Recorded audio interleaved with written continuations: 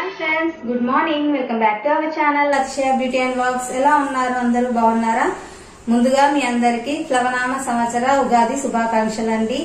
ఈ ఉగాదితో అందరి కష్టాలన్నీ తీరిపోయి ఆయుర ఆరోగ్యాలతో అందరూ హ్యాపీగా ఉండాలని కోరుకుంటున్నాను. కోవిడ్ అనేది లాస్ట్ ఇయర్ చాలా అందరిని ఇబ్బంది పెట్టింది. కానీ ఈ ఇయర్ కొంచెం సిచ్యువేషన్ బాగుంది అనుకుంటుంటే ఇప్పుడు మళ్ళీ కేసులు అనేవి బాగా వస్తున్నాయి, బాగా పెరిగిపోతున్నాయి. కరోనా అనేది మొత్తం తగ్గిపోవాలని కోరుకుంటూ ఈ కొత్త సంవత్సరాన్ని మొదలు పెడదాము. అండ్ ఇవాళ నేను ఉగాది సెలబ్రేషన్స్ ఎలా చేసుకున్నాను ఏంటి అనేది మీ అందరితో షేర్ చేస్తాను. ఓకేనా ఫ్రెండ్స్? అండ్ ముందుగా మీలో ఎవరైనా మన ఛానల్ ఫస్ట్ టైం చూస్తుంటే ప్లీజ్ సబ్స్క్రైబ్ చేసుకోండి. పక్కనే బెల్ ఐకాన్ ఉంటుంది కదా, దాన్ని క్లిక్ చేయండి. అలాగే లైక్ చేయండి, షేర్ చేయండి. ఇప్పుడు బ్లాగ్ లోకి వెళ్ళిపోదాం పదండి. ఓకే, హాయ్ అండి. ఇంతకుముందు నేను మార్నింగే ఒకసారి ఇంట్రొడక్షన్ లాగా చేద్దామనేసి అలా కాసేపు మీతో మాట్లాడాను. ఎక్కువ టైం లేదు. అండ్ అలాగే నాకు కెమెరా ముందు ఎక్కువసేపు మాట్లాడాలంటే అసలు ఏం మాట్లాడాలో అస్సలు గుర్తుండదు. వీడియో వెనకాలైతే ఎంతసేపు అయినా మాట్లాడొచ్చు అనిపిస్తుంది. ఇంకా ఇక్కడైతే పిండి తడుపుకుంటున్నాను. ఇందులో కొంచెం అంతా మైదా పిండి, అలాగే ఉప్మా రవ్వ, కొద్దిగంత సాల్ట్ వేసి మెత్తగా కలిపి పెట్టేస్తే ఒక 1 అవర్ వరకు మంచిగా నానుతుంది. ఇలా ఎక్కువసేపు నానితే మనకి భక్షాలు అనేవి బాగా వస్తాయి అన్నమాట. సో అందుకనేసి నానిపి పెట్టేస్తున్నాను. ఆ తర్వాత నేను పప్పు నానబెట్టాను. అది 1.5 అవర్ అయింది నాని కూడా. సో దాన్ని కూడా కుక్కర్లో వేసేస్తే అది కూడా ఉడికిపోతుంది. సో ఇక్కడ చూడండి నానిపోయింది. ఇప్పుడు నేను ఇది కుక్కర్లో వేసేస్తాను.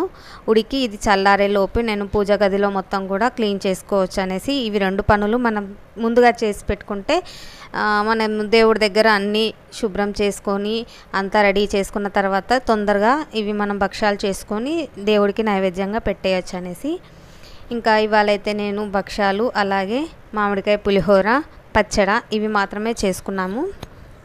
అండ్ పప్పు చేద్దాం అనుకున్నాం, కానీ ఇంకా మామిడికాయ పప్పు ప్రతిసారి చేసేది, కానీ ఈసారి చేయలేదు. ముందు రోజే అనుకోకుండా పప్పు చేసుకోవాల్సి వచ్చింది, ఇంకా అందుకనేసి చేయలేదన్నమాట. అండ్ ఇక్కడైతే మా ఆయన మొత్తం కూడా తోరణాలు కట్టేస్తున్నాడు, మామిడాకులు డోర్లకు అన్నిటికీ. ఇంకా నేను పూజ రూమ్లోకి వచ్చి ఇంకా దేవుడి దగ్గర ఉన్నాయన్నీ తీసి నీట్గా క్లీన్ చేసి పెట్టేద్దామని చెప్పేసి చేస్తున్నాను.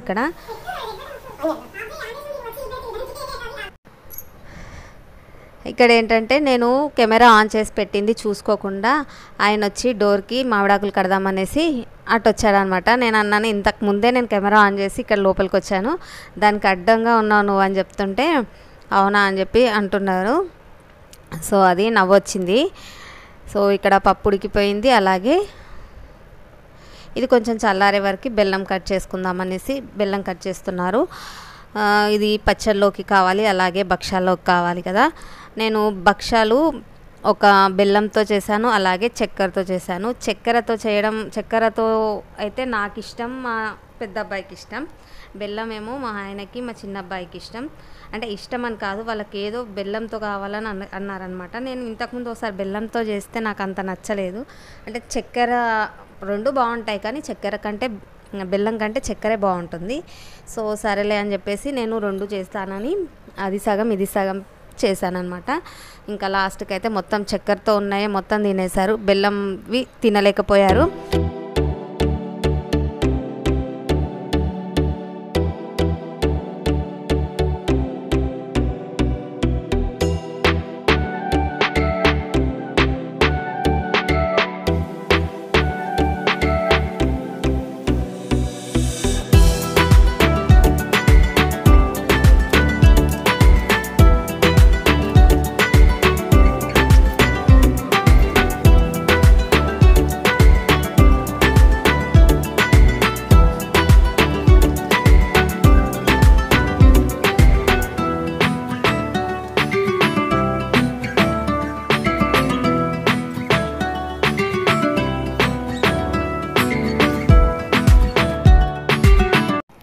ఇక్కడ ఉగాది పచ్చడి కోసం నానబెట్టిన చింతపండు, మామిడికాయ ముక్కలు, బెల్లం, మిరియాల పొడి, వేప పువ్వు, అలాగే సాల్ట్, ఇవి మొత్తం 6 రుచులు కాబట్టి ఇవన్నీ రెడీగా పెట్టాను. చింతపండు 1 గంట ముందు నానబెట్టుకోవాలి.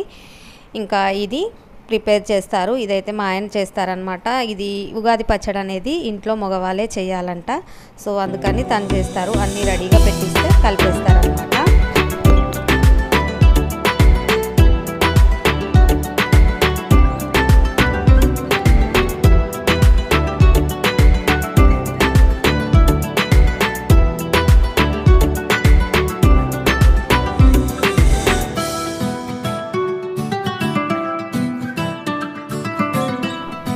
ఇంకా ఇక్కడ మామిడికాయ పులిహోర చేసుకోవడం కోసం అన్నం వండి ముందుగానే చల్లారబెట్టాను. ఆ తర్వాత పోపులోకి పల్లీలు వేశాను, శనగపప్పు వేసి అలాగే పచ్చిమిర్చి, జీలకర్ర, ఆవాలు కూడా వేసుకుంటున్నాను. ఆ తర్వాత కరివేపాకు వేసి కొంచెం మంచిగా వేగిన తర్వాత మామిడికాయ తురుము అనేది వేసుకుంటాను. మామిడికాయ తురుము ఏంటంటే నేను సగం అన్నంలో కలిపాను, మిగతా సగం పోపులో వేస్తున్నాను అనమాట. ఇలా వేసుకుంటే చాలా బాగా టేస్ట్ ఉంటుంది. కంప్లీట్గా అన్నంకి కలపకుండా ఇలా వేసుకోండి, చాలా బాగుంటుంది. కొందరు ఏంటంటే మొత్తం అన్నానికి కలిపేసి ఈ పోపు మాత్రం పులిహోరకి అందులో వేసుకుంటారు, అలా కూడా బాగుంటుంది. మరి కొందరు ఏంటంటే ఇది పోపులో వేస్తారనమాట. అలా కాకుండా సగం పోపులో వేసి మిగతా సగం అన్నంలో కలిపారంటే టేస్ట్ అయితే చాలా బాగుంటుంది. ఇలా ట్రై చేసి చూడండి.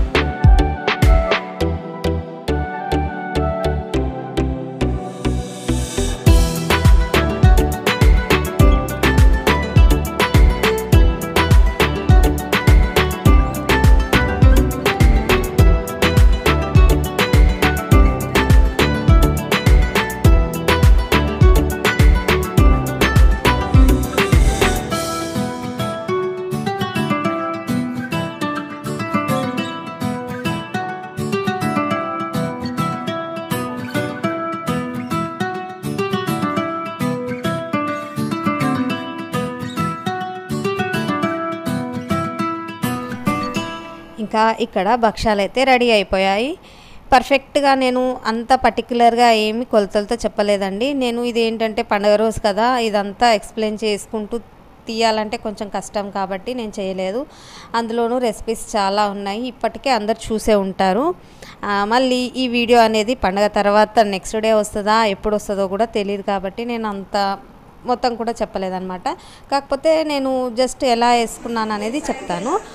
ఒక కప్పు శనగపప్పుకి 1 కప్పు షుగర్ వేసుకున్నాను. అదే కొలతలతో బెల్లం కూడా 1 కప్పు పప్పుకి 1 కప్పు బెల్లం అనమాట.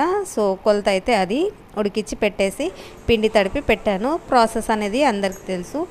ఏంటంటే భక్షాలు ఎలా చేసుకోవాలి అనే ప్రాసెస్ అనేది పండగకి ముందు చెప్తే రెసిపీలాగా ఉంటుంది కాబట్టి బాగుండేది. కానీ ఈ వీడియో అనేది పండగ తర్వాత వస్తుంది కాబట్టి నేను పర్ఫెక్ట్గా రెసిపీ షేర్ చేయలేదు. నేను కట్టుకున్న శారీ ఏంటంటే సంక్రాంతి రోజు ముగ్గుల కాంపిటీషన్ రోజు వచ్చిన గిఫ్ట్ శారీ అనమాట. సో బాగుంది, చాలా సాఫ్ట్గా. నాకు కలరు ఎందుకో రెడ్ అనిపించింది, కాకపోతే కట్టుకుంటే నాకు బాగా సెట్ అయిందనమాట. సో అందుకని పండగకి కట్టుకుందామని కట్టుకున్నాను. ఎందుకంటే గిఫ్ట్గా వచ్చింది కదా, సరే ఎలా ఉన్నా మనం యాక్సెప్ట్ చేయాలి. కానీ అయినా కూడా శారీ అయితే చాలా బాగుంది, అందుకే కట్టుకున్నాను. ఇంకా ఇదే అండి మా సింపుల్ ఉగాది సెలబ్రేషన్. ఓకేనా? అండ్ మీరు ఎలా సెలబ్రేట్ చేసుకున్నారనేది నా కామెంట్ సెక్షన్లో కామెంట్ చేయండి. ఓకేనా? మరొకసారి అందరికీ ఉగాది శుభాకాంక్షలు.